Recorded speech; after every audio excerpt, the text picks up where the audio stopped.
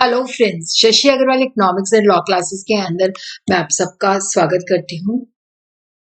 आज का जो हमारा टॉपिक है एंटरप्रेन्योरशिप कंसेप्ट एंड फंक्शन, जो कि रेलेवेंट है for the student of +1 commerce. अगर आपको मेरा ये एफर्ट सही लगता है तो डू लाइक माय वीडियो, इसको शेयर कीजिए, कमेंट कीजिए और मेरे channel Shashi Agarwal economics and law classes को सब्सक्राइब कीजिए। So this is my app Edusum app, जो commerce economics and management students को free study material, free mock test provide करती है। उसी तरह काफी सारे स्ट्रक्चर कोर्सेज भी हैं, तो एंटरप्रेन्योरशिप का भी स्ट्रक्चर कोर्स यहाँ पे अवेलेबल है।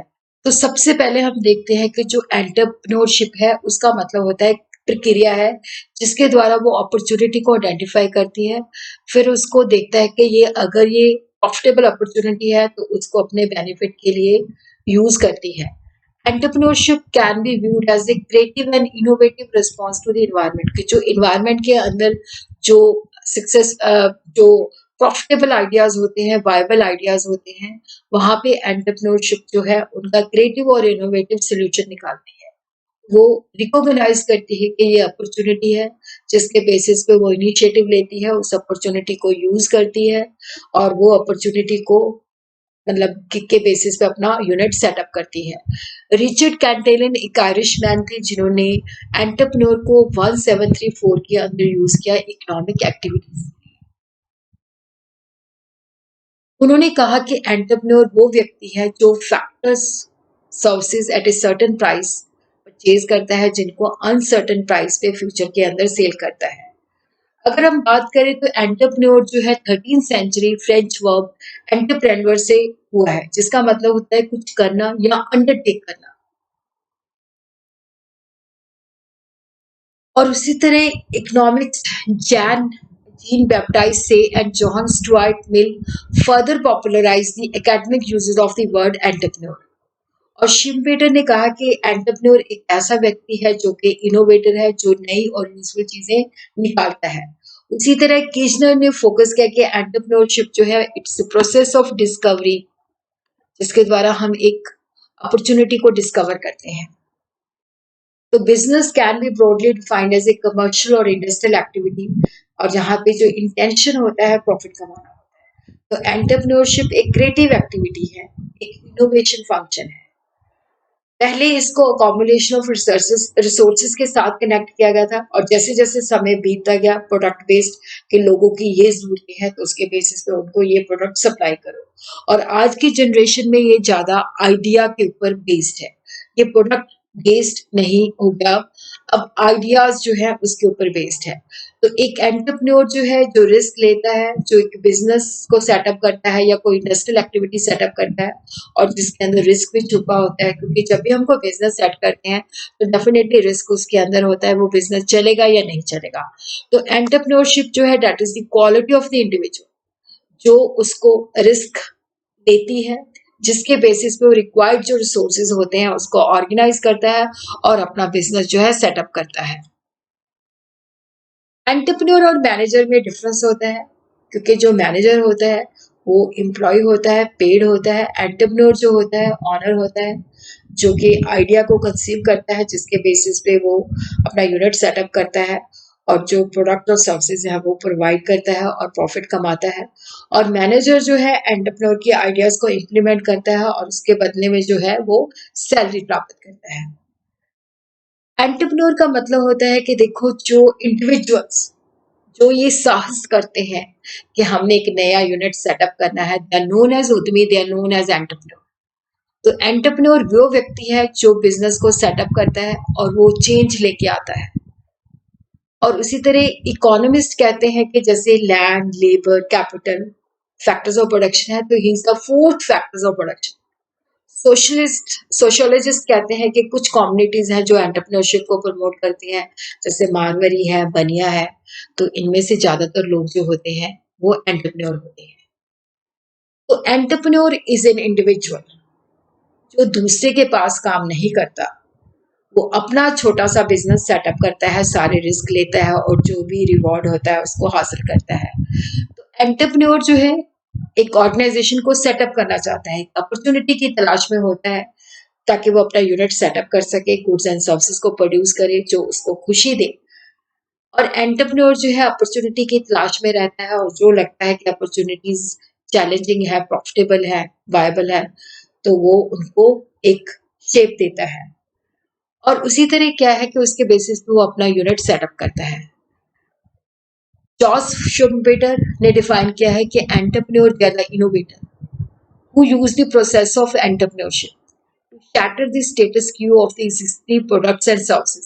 देखो यहाँ पे जो एंटरप्रेन्योर होते हैं, इनोवेटर होते हैं, जो कि यूनिक और नवल चीजें प्रोवाइड करते हैं, जो एग्जिस्टिंग प्रोडक्ट और सर्विसेज का जो स्टेटस क्यू होता है, जो एग्जिस्टिंग सिचुएशन होती है जिस वे में existing product and services render किए जाते हैं, उनको वो ब्रेक करते हैं और न्यू प्रोडक्ट और न्यू सर्विसेज प्रोवाइड करते हैं। और शुम्पेटर कहता है कि जो एंटरप्रेन्योर है he is innovator. Frank Young कहते हैं कि entrepreneur is a change agent. David Holt कहती है the term entrepreneur may be properly apply to those incubate new ideas, जिनके पास न्यू आइडियाज आते हैं जिसके बेसिस पे वो अपना बिजनेस सेटअप करते हैं उन आइडियाज के बेसिस पे, और सोसाइटी को जो है वो वैल्यू प्रोवाइड करते हैं। Peter F Drucker define entrepreneur is one who always searches for change.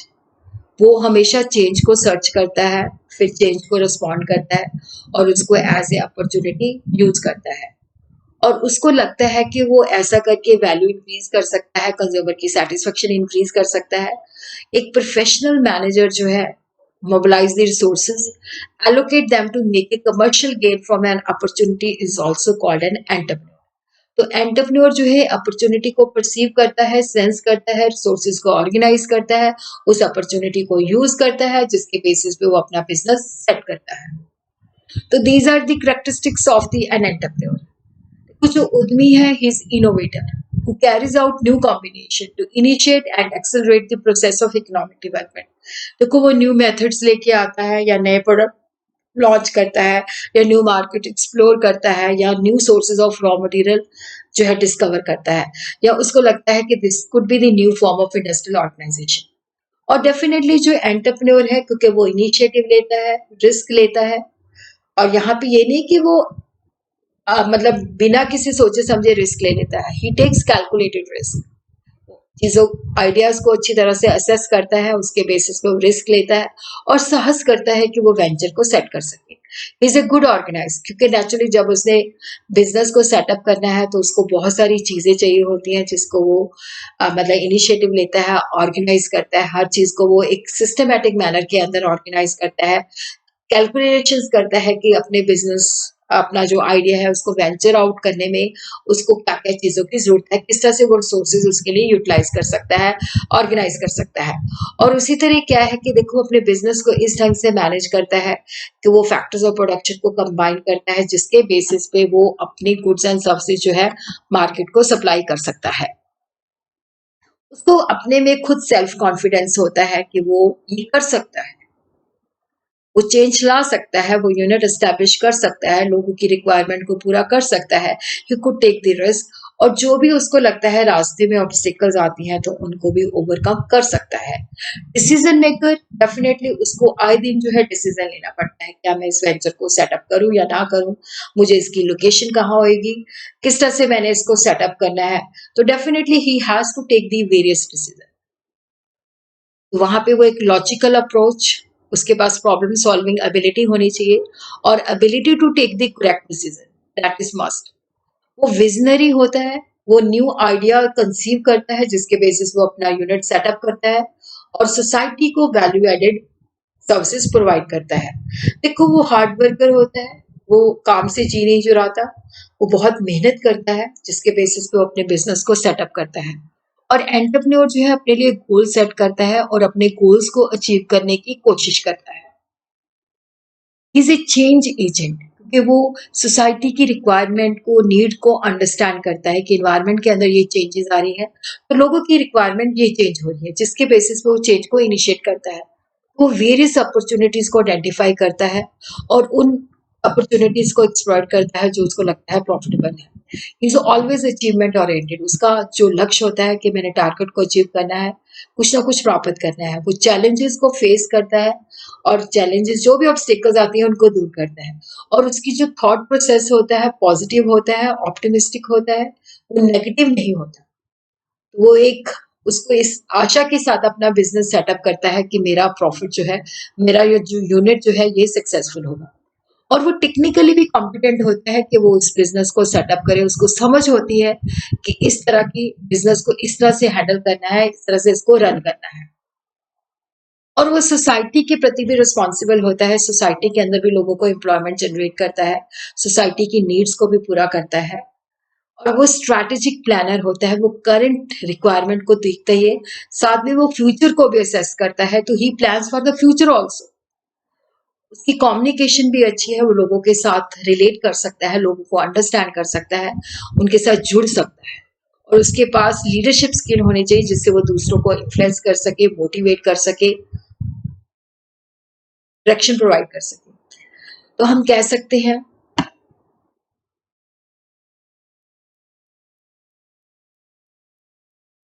तो अब हम देखते हैं कि what is the difference between entrepreneur और एंटरप्रेन्योरशिप। क्या वो सेम चीज है? देखो ये दोनों डिफरेंट टर्म्स है, बट क्वाइन के टू साइड्स। ये दोनों टर्म्स एक दूसरे के साथ रिलेटेड है। एंटरप्रेन्योर व्यक्ति है जो रिस्क लेता है, जो सारी चीजों को कंबाइन करता है, क्रिएटिव इनोवेशन लेके आता है, वो चेंजेस लेके आता है। एंटरप्रेन्योरशिप जो है, जो भी वो एक्टिविटी एंटरप्रेन्योर करता है वो एंटरप्रेन्योरशिप कहलाती है। तो ये एक प्रोसेस है जिसके द्वारा वो अपॉर्चुनिटीज को आइडेंटिफाई करता है, रिसोर्सेज को मोबिलाइज करता है, ताकि लॉन्ग टर्म जो गेन्स है उसको वो अचीव कर सके। Entrepreneurship refer to process of action, जिसके द्वारा एंटरप्रेन्योरशिप एक्शन लेता है ताकि वो अपने यूनिट को सेटअप करे। जब भी हम बात करते हैं एंटरप्रेन्योरशिप की तो इसके अंदर तीन चीजें होती हैं: entrepreneur, entrepreneurship and enterprise. Entrepreneurship जो है एबिलिटी है जिसके बेसिस पे वो अपॉर्चुनिटी को देख सकता है, उसको एक्सप्लॉइट कर सकता है। और उसी तरह क्या है कि देखो यहाँ पे मतलब वो जो है क्रिएटिव और इनोवेटिव रिस्पॉन्स लेके आता है, रिकॉग्नाइज कर सकता है, इनिशिएटिव ले सकता है और इकोनॉमिक अपॉर्चुनिटी को एक्सप्लॉइट कर सकता है। तो entrepreneurship is the process of identifying, developing and bringing a vision to life, जो उसने सोचा है उसको वो प्रैक्टिकली शेप देता है। और ये विजन इनोवेटिव आइडिया भी हो सकता है, अपॉर्चुनिटी भी हो सकता है, a better way to do something भी हो सकता है। तो इसका एंड रिजल्ट क्या होता है? Setting up a unit. और जिसको नेचुरली देखो, जब इसको सेट किया जाता है तो वहां पे रिस्क होता है और काफी सारी अनसर्टेनिटी भी एग्जिस्ट करती है। जब हम किसी यूनिट को एस्टैब्लिश करते हैं तो डेफिनेटली जब जैसे हमने किसी जगह पे हमें लगा कि यहाँ पे रेस्टोरेंट नहीं है, तो रेस्टोरेंट एस्टैब्लिश करना चाहिए, तो वो रेस्टोरेंट चलेगा नहीं चलेगा, तो डेफिनेटली एंटरप्रेन्योर जो है रिस्क लेता है। एंटरप्राइज जो है ऑर्गेनाइजेशन होती है जो एंटरप्रेन्योर सेटअप करता है, जहाँ पे वो जो है गुड्स और सर्विसेज को या तो मैन्युफैक्चर करता है या उनको ट्रेडिंग करता है। यहाँ पे वो जॉब्स क्रिएट करता है और नेशनल इनकम के अंदर भी कंट्रीब्यूट करता है और इकोनॉमिक डेवलपमेंट के अंदर भी कंट्रीब्यूशन करता है, क्योंकि यूनिट एस्टैब्लिश होती है तो कैपिटल फॉर्मेशन भी होती है और लोगों को एम्प्लॉयमेंट भी जनरेट होती है। तो यहाँ पे एंटरप्राइज जो है ऑर्गेनाइजेशन है, अंडरटेकिंग है, एडवेंचर है, डेफिनेटली जिसके अंदर अनसर्टेनिटी है, रिस्क है और जिसके अंदर नवल्टी चाहिए होती है। एंटरप्रेन्योर जो है, जो ऑर्गेनाइजेशन वो सेटअप करता है तो उसको डिसीजन ऑर्गेनाइजेशन को लेना पड़ता है, what to produce, how much to produce, when to produce and how to produce.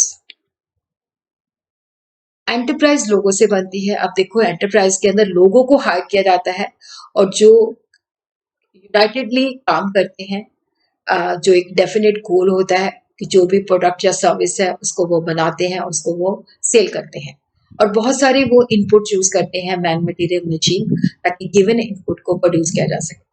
और ये जो एंटरप्राइज होता है, रनिंग और कंटिन्यूइंग ऑर्गेनाइजेशन होती है, यानी कि आज सेट की तो कल खत्म होगी, it is going to be run for a longer period. तो ये इंटर रिलेशन है एंटरप्रेन्योरशिप के अंदर। एंटरप्रेन्योर पर्सन है, एंटरप्रेन्योरशिप प्रोसेस है जिसके द्वारा वो सारी एक्टिविटीज करता है, एंटरप्राइज उसका रिजल्ट होता है। Bill Gates, founder of the Microsoft, Microsoft Window, Microsoft Office and Internet Explorer. Bill Gate जो है एक एंटरप्रेन्योर है। Steve Job, cofounder of Apple computers, Mark Zuckerberg, founder of Facebook.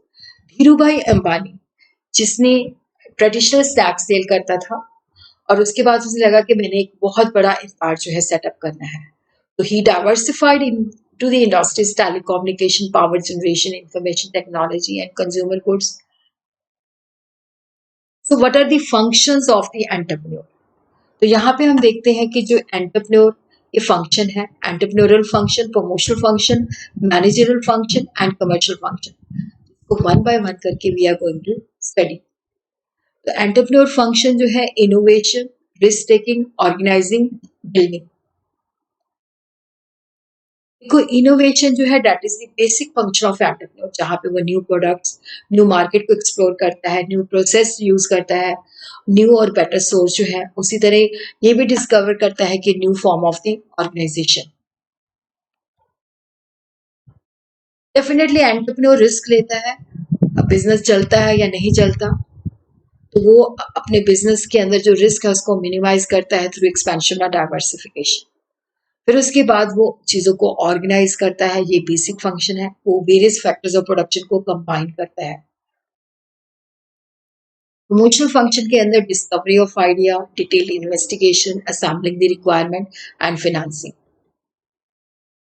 Discovery of idea के अंदर देखो वो new ideas को conceptualise करता है और देखता है उसके अंदर क्या अपॉर्चुनिटी एग्जिस्ट करती है।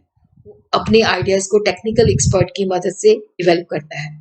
फिर उनकी डिटेल इन्वेस्टिगेशन करता है, टोटल डिमांड कितनी है, मार्केट शेयर कितना है, उसमें हमारा शेयर कितना होगा, फ्यूचर के अंदर हमारी कितनी डिमांड होगी, और एक्सपर्ट के ओपिनियन भी यहाँ पे वो देता है। फिर उसके बेसिस पे वो असेंबल करता है, तो उसको लगता है कि ये जो प्रोपोजिशन है प्रैक्टिकेबल है, जिसको वो रियलिटी के अंदर कन्वर्ट कर सकता है, प्रॉफिटेबल है, तो वो लोगों के साथ कोलैबोरेट करता है, लोकेशन को फाइंड आउट करता है जहाँ पे उसे यूनिट सेटअप करना है, किस तरह की टेक्नोलॉजी यूज करनी है। फिर उसके बाद वो डिसाइड करता है कि मेरी ये रिक्वायरमेंट है, मेरा डेट और इक्विटी का पोर्शन कितना होगा, कहाँ से मुझे जो है फंड्स मिल सकते हैं, लोन मैंने शॉर्ट टर्म लेना है, लॉन्ग टर्म लेना है, कमर्शियल बैंक से लेना है, फाइनेंशियल इंस्टीट्यूशन से लेना है। तो यहाँ पे वो सारी चीज़ों को जो है करता है। मैनेजरल फंक्शन जो है that is concern with planning, organising, staffing, directing and controlling.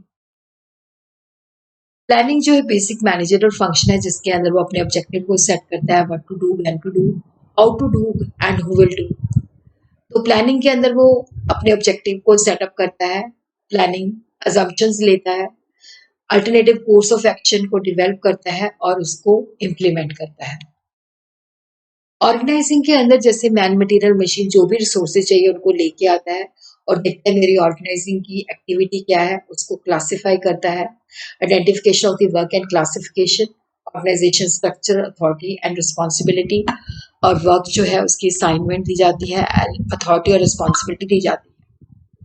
Staffing के अंदर वो देखता है कि मुझे टोटल मैन पावर कितनी चाहिए, किस तरह की चाहिए, उसके बेसिस पे वो रिक्रूटमेंट, सिलेक्शन एंड ट्रेनिंग जो है डिज़ाइन करता है।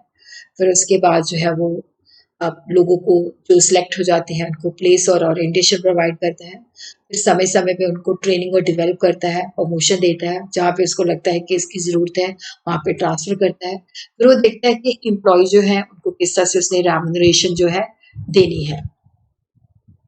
डायरेक्टिंग के अंदर किस तरह से मोटिवेशन है, किस तरह की कम्युनिकेशन स्किल होनी चाहिए। लीडरशिप के अंदर किस तरह से वो लोगों को लीड करता है, कॉन्फिडेंस बिल्ड करता है, मोराल हाई करता है।